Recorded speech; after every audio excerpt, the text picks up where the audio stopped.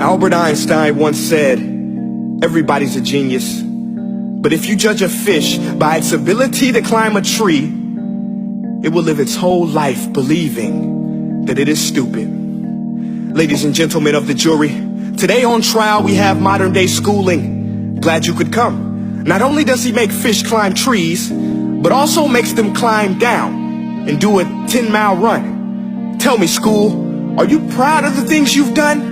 Turning millions of people into robots, do you find that fun? Do you realize how many kids relate to that fish swimming upstream in class, never finding their gifts, thinking they are stupid, believing they are useless? Well, the time has come, no more excuses. I call school to the stand and accuse him of killing creativity, individuality, and being intellectually abusive.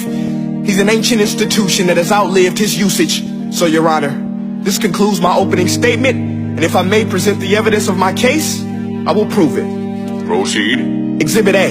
Here's a modern day phone. Recognize it? Here's a phone from 150 years ago. Big difference, right? Stay with me. Here's a car from today, and here's a car from 150 years ago. Big difference, right? Well, get this. Here's a classroom of today, and here's a class we used 150 years ago. Now ain't that a shame? In literally more than a century, nothing has changed. Yet you claim to prepare students for the future? But with evidence like that, I must ask, do you prepare students for the future or the past? I did a background check on you and let the record show that you were made to train people to work in factories, which explains why you put students in straight rows, nice and neat, tell them sit still, raise your hand if you want to speak, give them a short break to eat, and for 8 hours a day tell them what to think. Oh, and make them compete to get an A letter which determines product quality, hence grade A of meat. I get it. Back then, times were different. We all have a past. I myself am no Gandhi. But today, we don't need to make robot zombies. The world has progressed. And now we need people who think creatively, innovatively, critically, independently, with the ability to connect. See, every scientist will tell you that no two brains are the same. And every parent with 2 or more children will confirm that claim. So please explain why you treat students like cookie cutter frames or snapback hats, giving them this one-size-fits-all crap. Watch your language. Sorry, Your Honor, but if a doctor prescribed the exact same medicine to all of his patients, the results will be tragic. So many people will get sick, yet when it comes to school, this is exactly what happens. This educational malpractice, where one teacher stands in front of 20 kids, each one having different strengths, different needs, different gifts, different dreams, and you teach the same thing the same way? That's horrific. Ladies and gentlemen, the defendant should not be acquitted. This may be one of the worst criminal offenses ever to be committed. And let's mention the way you treat your employees. Objection. Overruled. I want to hear this. It's a shame.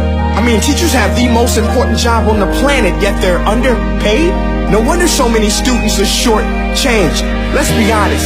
Teachers should earn just as much as doctors, because a doctor can do heart surgery and save the life of a kid.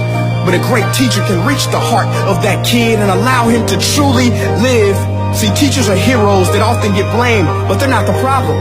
They work in a system without many options or rights. Curriculums are created by policymakers, most of which have never taught a day in their life.